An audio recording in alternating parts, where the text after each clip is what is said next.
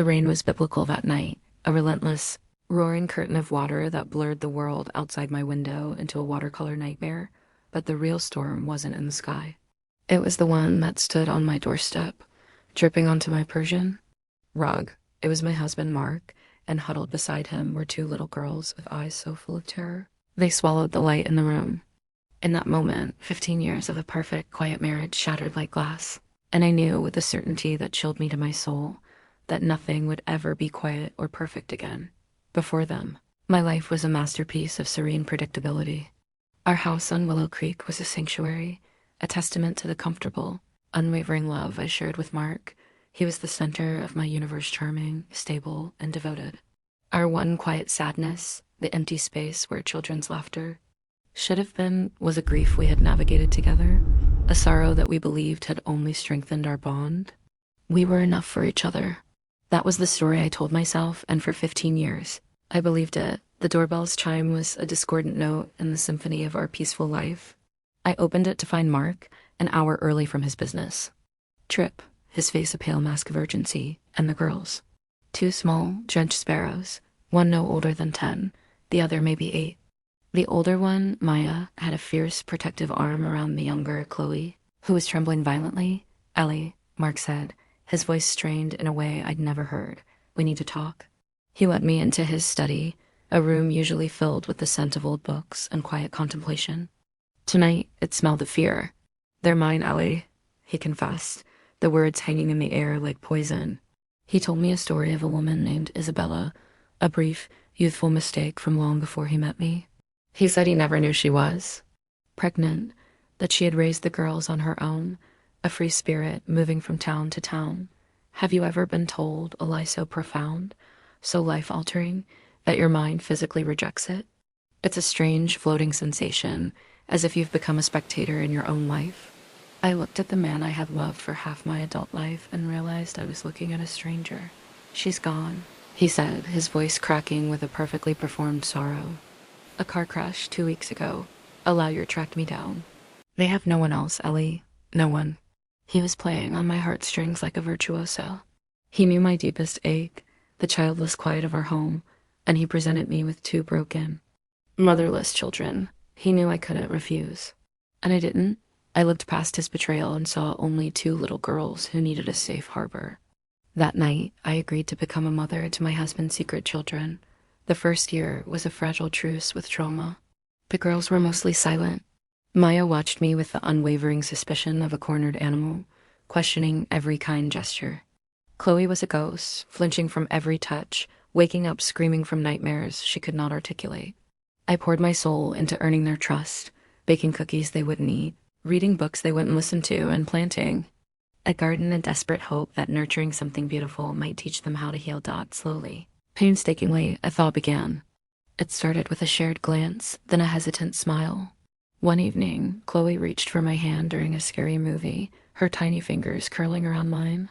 The first time she whispered, "Mama Ellie," the name was a fragile prayer that brought tears to my eyes. We were becoming a family. I chose to bury the lies and the secrets under a foundation of love and patience, because the alternative was too devastating to face. We took a family portrait that spring, a perfect, smiling family, and I hung it on their walls as a declaration. We were real. We were safe. That the past is a patient hunter, and it was waiting in the shadows. The scream that tore through the house 2 years after the girls arrived was different. It wasn't the usual muffled cry from a bad dream. This was sharp, raw, primal terror. I ran into Chloe's room to find her sitting bolt upright in bed, her small body trembling, her eyes wide with a horror that wasn't born of sleep. She was pointing a shaking finger at the smiling family portrait on her wall, the one I had framed as a symbol of our new life. "He's watching," she rasped, her voice thick with fear. "The man from the dark car," Isabella said to run. And her finger was aimed directly at the smiling face of my husband, her father, Mark. Chloe's words became a ghost that haunted the hallways of our home. I tried to rationalize them, to file them away as a child's trauma, a tangled memory from the accident that had claimed her mother. But the image was seared into my mind, her tiny finger pointing at Mark, her voice filled with a terror that felt chillingly real. The foundation of our carefully rebuilt family, which I thought was sitting in concrete, suddenly felt like quicksand. I began to watch Mark through a new lens, one tinted with suspicion. His affection for the girls, which I had once seen as loving, now seemed performed. He was the perfect father at school plays and parent-teacher conferences, but at home, a subtle distance remained.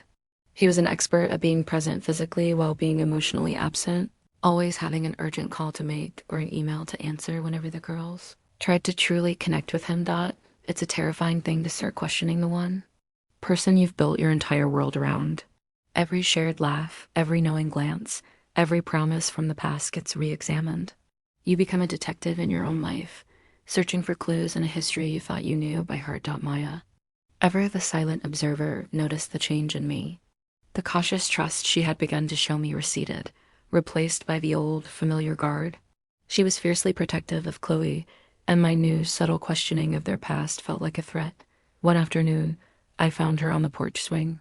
Maya, I began gently, do you remember much about the accident? Did your mom ever talk about it? She didn't look at me, her gaze fixed on the weeping willow.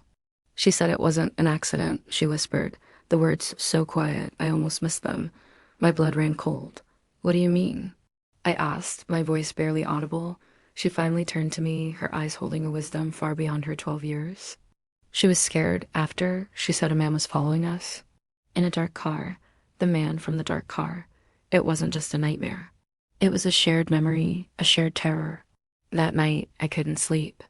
The story Mark had spun on that rainy night replayed in my mind, but now it was full of holes. The mysterious lawyer he never named, the accident details he never shared. It was a narrative with no supporting cast, no verifiable facts. The next morning, driven by a desperate need for truth, I began to search. In the back of Mark's closet, I found a small, locked wooden box I hadn't seen in years. My hands trembled as I used a spare key from his sock drawer to open it. Inside, beneath old photographs, was a worn address book. My heart hammered against my ribs as I flipped to the I section. There it was, Isabella, and a chilling handwritten note beside her name.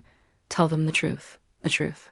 A word that had once felt so simple, so solid in my life, had become a terrifying, shapeless thing. What truth had Isabella wanted him to tell her daughters? And why had he buried it in a locked box, hidden away from the world?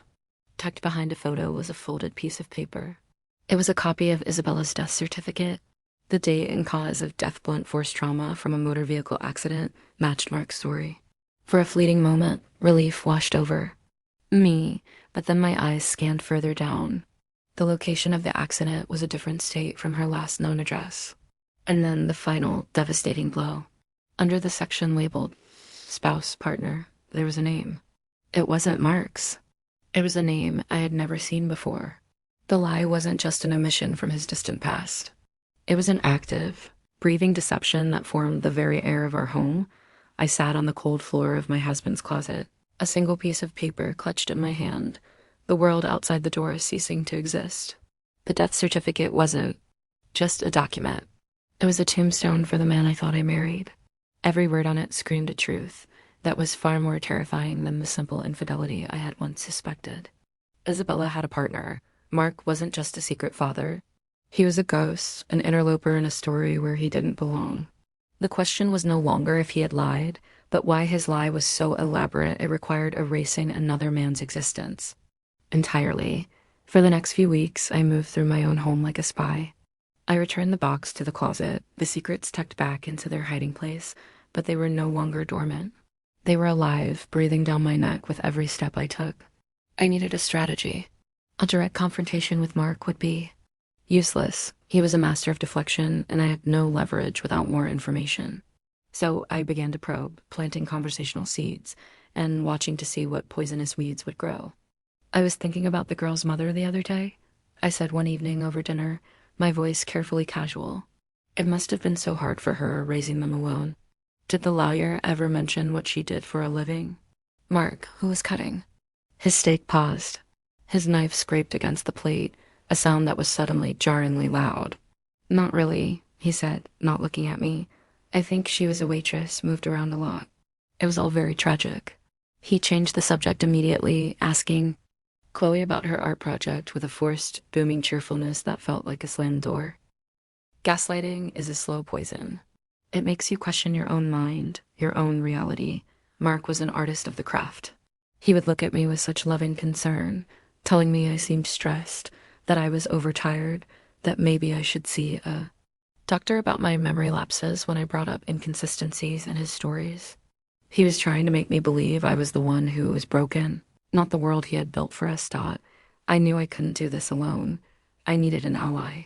I waited until Mark was away on one of his increasingly frequent business trips and sat down. With Maya, she was 16 now, sharp and observant, with a built-in lie detector honed by years of surviving an unstable childhood. I laid out everything, the address book, the note, the death certificate with the other man's name. As she listened, her face, which had softened over the years, hardened back into the stoic mask of the 10-year-old soldier I had met on my doorstep. She didn't cry. She got angry. "We need to find him," she said, her voice firm. "The man on the certificate, he's the key." His name was Daniel Peterson. While I had been lost in a fog of emotional turmoil, Maya was a creature of action. She took to the internet, using her burgeoning skills for online research to dive into the digital ghost of his life. She found him surprisingly easily. Daniel Peterson, age 62, was a retired librarian living a quiet life in a small town in Oregon, the same state where Isabella's accident had occurred. He had no social media, no digital footprint to speak of, just a listed phone number and an address. There's a strange intimacy in uncovering the secrets of a stranger's life. With every piece of information Maya found about Daniel, he became more real, and Mark became more of a phantom. We were unearthing a life that had been deliberately buried, and it felt like a sacred, terrifying duty. The tension in the house became a palpable thing. Chloe, now 14, felt it most acutely. She became even more withdrawn, her art taking a darker turn. Her canvases, once filled with fantastical landscapes, were now dominated by unsettling images, a recurring motif of a single broken headlight, a faceless man in a long coat, a winding, empty road at dusk. She couldn't articulate the source of her anxiety, but she was painting her memories, dipping her brush into the trauma that her conscious mind had locked away. After a week of debate, of weighing the risks, I knew what I had to do. With Maya sitting beside me for support, her hand on my shoulder, I picked up the phone and dialed Daniel Peterson's number. The phone rang 3 times, each ring echoing the frantic beat of my own heart.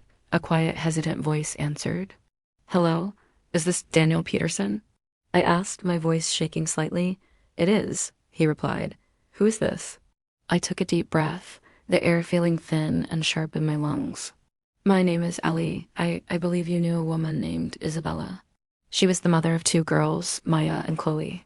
The silence on the other end of the line was absolute. It stretched for so long I thought he had hung up. But then I heard a sharp intake of breath, a sound of pure, unadulterated shock. When he finally spoke, his voice was a strangled whisper, laced with a fear that had clearly been dormant for a very long time. "Isabella ... he breathed. He swore. He swore no one would ever connect me to her. How? How did you find me?" The voice on the other end of the line was a ghost's whisper, thin and brittle with a fear that had been festering for a decade. He swore no one would ever connect me to her. Daniel Peterson stammered, his words tumbling out in a torrent of pure panic. "How did you find me?" "Does he know you're calling?" "You have to understand, he's not who you think he is. The accident ... it wasn't an accident. It was an execution." Daniel's words confirmed the darkest suspicion I had refused to let myself believe. This wasn't a story of infidelity or a hidden past. This was a story of violence, of a meticulously planned crime. Mark hadn't just lied to me. He had orchestrated the death of his children's mother to possess them. The rosemary chicken, the quiet evenings, the 15 years of shared laughter, it all curdled in my memory, turning into the grotesque stage dressing for a horror show I had mistaken for my life. After I hung up, my hands shaking so badly I dropped the phone, Maya and I looked at each other. The unspoken truth was clear. We couldn't handle this over the phone. We had to see him. We had to look him in the eye and get the full story, untainted by the fear of being overheard. Mark was due back from his trip in 2 days. We had a very small window. Deceiving the deceiver is a strange and terrifying dance. For the first time in my life, I had to become a liar, to weave my own web of deceit to counter his. Every smile I gave Mark when he returned, Every casual question about his trip felt like a betrayal of the woman I used to be. But that woman was gone, buried under the weight of his crimes. I told Mark that Chloe had a sudden, can't miss opportunity to tour a prestigious art college in Portland, Oregon. It was a lie, but a plausible one. I said I wanted to make a special mother-daughter trip out of it just for the two of us. To my surprise, he agreed almost too easily, his face a perfect mask of supportive encouragement. Of course, honey, he'd said, you deserve a break. Looking back, I realized he wasn't being supportive. He was relieved to have me out of the house, out of his way. Maya arranged to meet us there, a believable excuse for two sisters to connect. The three of us drove to Oregon, the car a bubble of tense silence. Every passing dark car on the highway made me jump.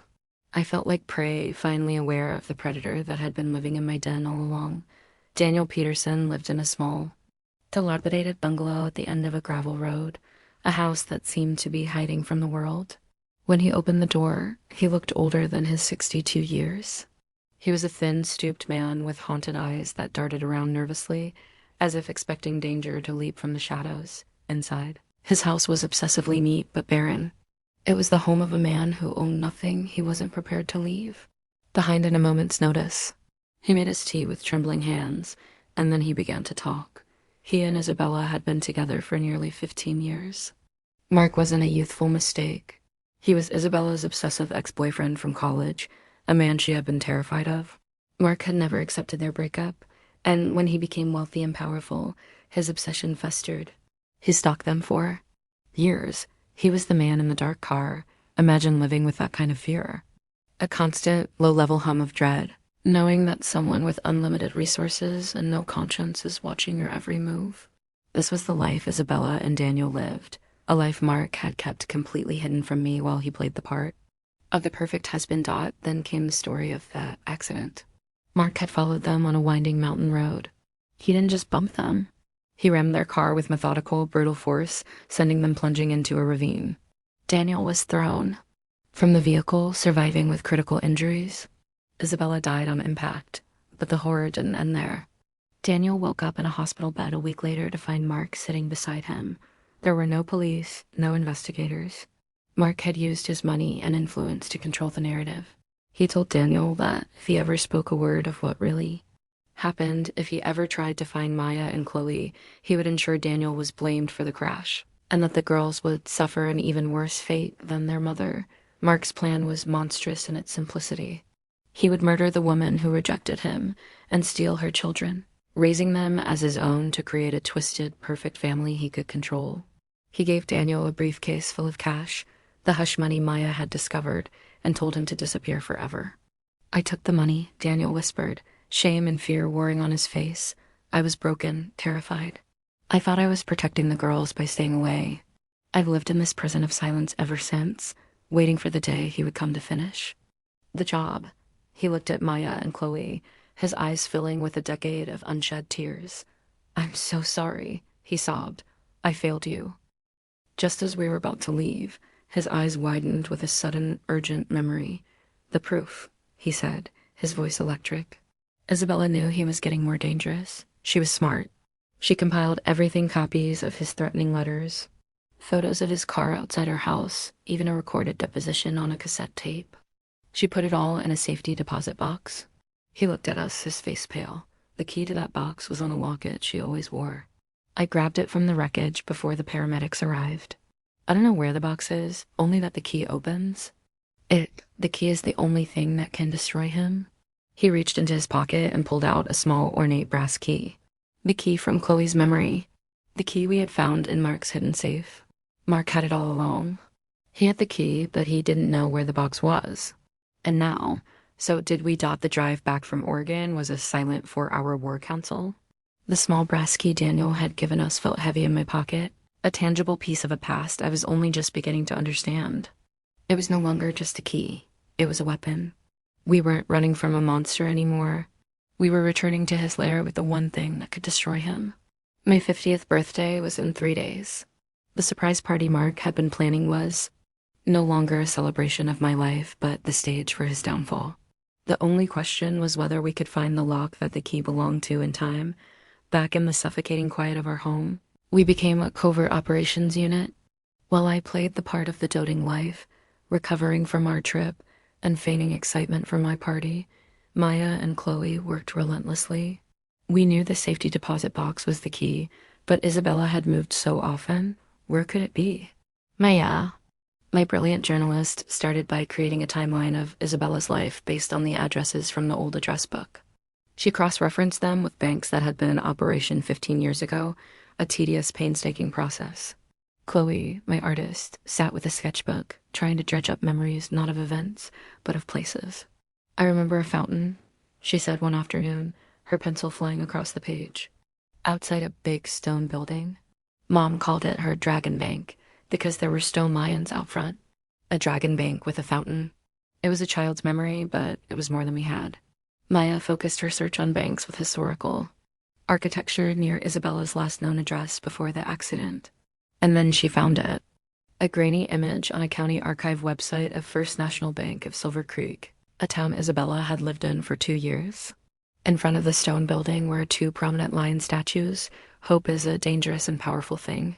For the first time in a decade, I felt it surge through me, hot and fierce. It wasn't just the hope of survival anymore. It was the hope of justice.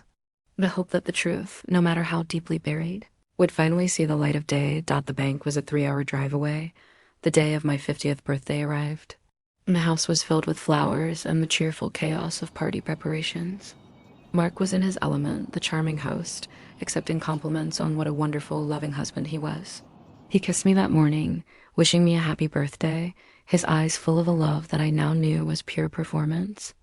It took every ounce of my strength to smile back and not recoil, while caterers set up in the garden. I told Mark that the girls were taking me out for a special birthday brunch, a surprise just for the 3 of us. He bought it completely, waving us off with a smile. The drive was the longest 3 hours of my life. We walked into the bank, my heart pounding a frantic rhythm against my ribs. I presented the key and Isabella's death certificate to a stern-faced manager, explaining that as the legal guardian of her children, I was trying to settle her estate. After a tense wait and a series of phone calls, he led us down to the vault. Safety deposit box was cold and heavy. Inside it was exactly as Daniel had described. A stack of letters in Mark's handwriting, filled with chilling, obsessive professions of love and dark, veiled threats. A series of photographs showing his dark car parked on Isabella's street day after day. And at the bottom, a small cassette. Tape labeled My Testimony. We didn't listen to it there. We didn't need to. We had it all. The proof. The truth. We arrived back at the party just as Mark was preparing to give a toast. He stood on the patio, champagne flute in hand, surrounded by the friends and colleagues whose respect he had cultivated with a decade of lies. He smiled at me. As I walked towards him, "And here she is now," he said, his voice booming. "The love of my life, my beautiful Ellie, to 50 years of the most wonderful woman I have ever known." I walked right up to him, the cassette tape held firmly in my hand. I didn't shout. I didn't cry. My voice was calm, steady, and cold as ice. "Before your toast, Mark," I said, my voice carrying across the suddenly silent garden, "I think there's another woman we should be toasting. Her name was Isabella." The color drained from his face. His smile faltered. "And I think our guests would be interested to hear her story," I continued, holding up the tape. "It's a story about obsession, about stalking, about a car crash on a mountain road that was no accident." Maya stepped forward, holding the stack of letters. Chloe stood beside her, no longer a ghost, but a figure of quiet strength. The party guests stared, confused, a sea of frozen faces. Mark's carefully constructed world, his audience, his entire life's performance, it all shattered in that one silent, sun-drenched moment. He looked from the tape in my hand to the faces of his daughters, and for the first time in the 25 years I had known him, I saw the real man beneath the mask, a cornered, pathetic predator with nowhere left to run. My birthday gift to myself wasn't the party or the presents. It was the truth. And it was finally, beautifully, devastatingly free.